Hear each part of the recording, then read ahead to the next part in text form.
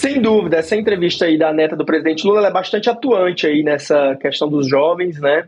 Ela deixa claro ali que por hora ela não pode ser candidata, assim como outros parentes do presidente Lula. Isso é uma legislação eleitoral que impede que, eu acho que parentes de até segundo ou terceiro grau de chefes do executivo sejam candidatos a cargos novos, e que a pessoa pode tentar a reeleição para um cargo que ela já tinha, né? Perdão, isso aconteceu, por exemplo, com o Eduardo Bolsonaro, por isso que em 2022 ele não foi candidato ao Senado, ele não podia ser candidato porque o pai dele era presidente e estava disputando a reeleição naquele ano. Mas essa é uma dificuldade muito grande do PT, sim.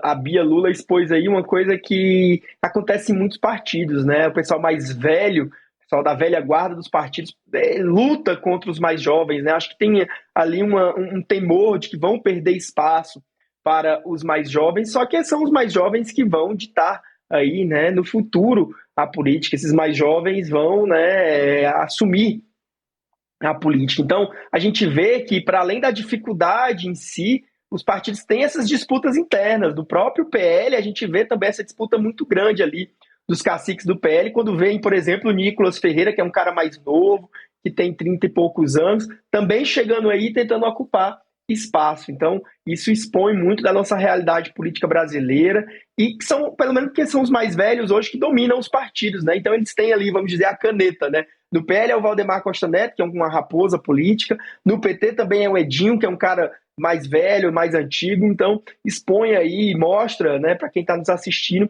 que essa é uma dificuldade muito grande em todos os partidos, né? Há essa disputa entre mais velhos e mais jovens, mas é preciso saber lidar com isso, né? Porque em nome do projeto de cada partido político.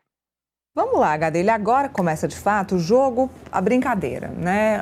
A campanha política ela serve para quê? Convencer as pessoas a votar em determinado candidato. Quem é lulista não costuma mudar o seu voto, é muito difícil, já está ali seguindo o PT há muitos anos. No caso da família Bolsonaro, a mesma coisa, quem é bolsonarista se mantém ali nas questões pragmáticas do conservadorismo da família Bolsonaro, mas tem, claro, gente que pode mudar de opinião. É uma eleição polarizada e vai contar, sim, com aqueles votos independentes, autônomos, que ainda estão sendo convencidos. E esse convencimento vai ser feito dia a dia e o voto pode ser escolhido, inclusive, no dia da própria votação, no dia da eleição. Como convencer esse candidato de que Lula ou que Bolsonaro é melhor? O plano de governo já saiu. Eu estava dizendo aqui que temas muito polêmicos, como a questão orçamentária, sequer está constando no plano de governo deles. O que o presidente Lula questiona são as emendas, né, o valor das emendas parlamentares, e o que o Flávio Bolsonaro questiona é o número de ministérios. Então, vou reduzir ministérios e, do outro lado, vou reduzir as emendas parlamentares, que para ele é um absurdo o gasto que o governo, que a máquina pública tem, destinando o dinheiro para a emenda, que para ele acabou se tornando um movimento de chantagem do Legislativo com o Executivo. Então, como convencer hoje? O que é o maior mote político que ambos os principais candidatos têm na mão para tentar convencer esse eleitor que ainda está indeciso? Olha, Neila, essa eleição, sem dúvida, é uma eleição muito polarizada. Você tem aí 90% dos eleitores que dizem já ter decidido seu voto, mas tem esses 10% que vão decidir essa eleição, né? Uma eleição polarizada, mas que ainda não está decidida, como o próprio professor Felipe Nunes, que é da Quest, ressaltou na sexta-feira. Eu tenho escutado muito das campanhas, Neila, que numa eleição muito acirrada como vai ser essa, vai ganhar quem errar menos na campanha. E é por isso mesmo que tanto Lula quanto Flávio Bolsonaro estão muito reticentes em participar dos debates. Eles sabem que qualquer fala, qualquer deslize de um dos dois pode ser decisivo para as eleições. E os debates são momentos ali em que a situação ela é muito pouco controlada, porque você está ali no embate. Muitas vezes tem que ir para o improviso, diferentemente, né, das peças que são levadas para a TV, que são levadas para as redes sociais, que são ali descontrolados, né? São produzidos, o texto geralmente é lido pelo candidato, passa pela mão de várias pessoas, marqueteiros, políticos, né, antes de o candidato falar. Então, nessa eleição, e eu concordo com as pessoas dessas duas, né, vertentes, de que vai ganhar quem errar menos, né? A gente tem alguns aspectos nessa eleição, Neila, que tornam também ali ela diferente. Pela primeira vez, o presidente Lula não tem um adversário de esquerda no primeiro turno. Nas últimas eleições, ele sempre tinha um candidato, outro candidato de esquerda ali em terceiro lugar, ou de centro-esquerda. Teve Ciro Gomes, teve o Eduardo Campos, que depois foi substituído pela Marina Silva. O Ciro Gomes estava sempre ali. Dessa vez, o Lula não tem ali um candidato de centro-esquerda que compita com ele. Então, isso tem feito muita gente a defender que o Lula tente ali não errar muito, para ver até se consegue levar a disputa no primeiro turno. Eu acho que é muito difícil, mas não é impossível. Por quê que é difícil, eu acho? Porque o Renan Santos ele tem crescido nas pesquisas. E muitos analistas de pesquisas têm dito que se o Renan Santos chegar a 10% das intenções de voto, ele provoca um segundo turno, porque aí ele vai tirar voto tanto do Lula quanto do Flávio. Ele tira mais do Flávio. Mas as pesquisas mostram, incrivelmente, Neila, que o Renan Santos também tira voto do presidente Lula. O Renan Santos, vale ressaltar, ele é o candidato do Missão, fez carreira ali no MBL, que é o Movimento Brasil Livre, que se iniciou ali no impeachment da presidente Dilma Rousseff, hoje ex-presidente. Então, ele tem um discurso que critica tanto o Lula quanto o Flávio, né? E isso tira voto dos dois, mas incrivelmente, sim, ele tira voto também do presidente Lula, e é ele que pode forçar esse segundo turno aí, se ele crescer mais nas intenções de voto. Inclusive, o Renan está torcendo ali para que tanto o Flávio quanto o Lula participem dos debates para que ele possa se destacar. Lembrando que o Pablo Marçal, ele cresceu muito nos debates.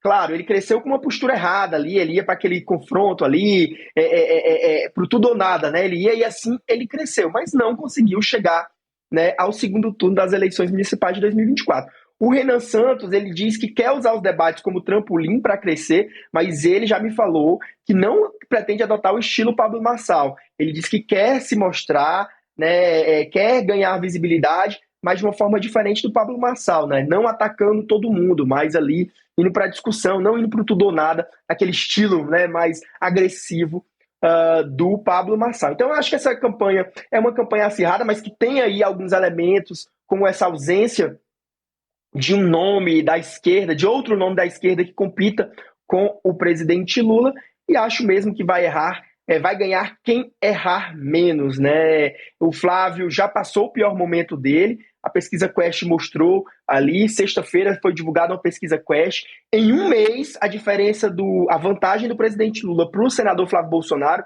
ela caiu de 8 pontos para 3 pontos percentuais, né? Foi uma queda de 5 pontos percentuais em um mês, né? Então, o que mostra que o Flávio Bolsonaro já superou, pelo menos por hora, o pior momento dele, né? O que nos leva a crer também, Neila, que aquele caso do Dark Horse ele acabou se dissipando, né? Inclusive, a gente entrevistou no Panorama Eleições essa semana, na quinta-feira, o Murilo Hidalgo, que é o chefe da Paraná Pesquisas. E antes mesmo da Quest sair, ele já havia dado essa sinalização. Disse, olha, nas nossas pesquisas indica que toda aquela questão do Flávio, quando ele viveu o pior momento dele, né, da divulgação, da relação, das mensagens dele com o Daniel Vorcado, isso tudo veio se dissipando, né? Acabou se dissipando e o eleitor, né, parece que está voltando para ele e tudo mais. Tem um ponto também que favorece o Flávio Bolsonaro, que muita gente tinha dúvida se o Flávio Bolsonaro seria ou não candidato. Quando ele é oficializado na convenção, e quando ele registra a candidatura, o público da direita diz, não, então é ele mesmo o candidato, o Bolsonaro não vai trocar e eu vou ter que votar nele. Então a gente está vendo aí o Flávio superando esse pior momento dele, o Lula ainda à frente, mas tudo pode mudar. A gente sabe que a eleição é muito dinâmica, a gente sabe que tanto o Flávio Bolsonaro quanto o Lula estão guardando armas ali para usar na hora certa, né, de denúncias ou de fatos que eles acreditam que pode desgastar o seu adversário. Então o jogo vai começar a ser jogado agora, né? Então vamos ver aí se o Flávio consegue, né, seguir nessa tendência de alta. Hoje a gente vê uma tendência de crescimento do Flávio, né? A diferença que era de 8 passou para 3 pontos. O Lula ainda na frente, empatados ali, obviamente, na margem de erro. Vamos ver se ele consegue se segurar. Tem um fato que o PT se apoiou muito nessa pesquisa Quest, que é um percentual de 56% dos entrevistados que acham que o Lula vai ganhar. Independente de você votar ou não no Lula, eles perguntam, você é de direita ou de esquerda, mas quem você acha que vai ganhar? 56%, incluindo aí eleitores do próprio Flávio Bolsonaro, acham que o Lula vai ganhar. Essa também é a opinião majoritária em Brasília, pelo que a gente conhece da história, né, do Lula, de eleições. Hoje, se você conversar, você também conversa com gente do STF, na Câmara mesmo, com os próprios parlamentares de direitas. Hoje eles veem o Lula como favorito, mas a gente sabe que a eleição muda muito. Até 2 semanas atrás, a gente não sabia aquela história do Marcola, que é o ex-chefe de gabinete do Lula.